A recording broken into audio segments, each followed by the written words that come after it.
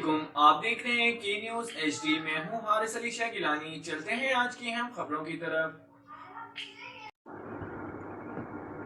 रुक करेंगे सिंध के शहर खंबड़ा का, जहां से रिपोर्ट कर रहे हैं हमारे नुमाइंदे मलिक बिलाल अहमद।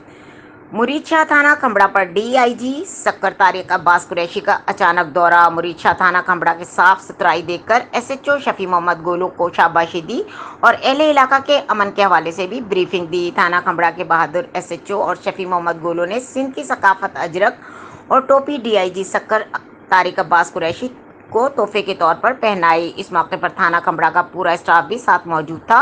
डीआईजी सक्कर ने पूरे टीम को सराहा और शाबाश दी। एक तरफ से डीआईजी का कहना था कि इलाके में चोर और डाकुओं का घेरा तंग कर दो, नफरत हमें जुर्म से, इंसान से हैवान बना देती है। मजीद खबरों और अपडेट्स के लिए हमारे साथ रहिएगा। तब तक के लिए अपना ख्याल रखिएगा। अल्लाह हाफिज।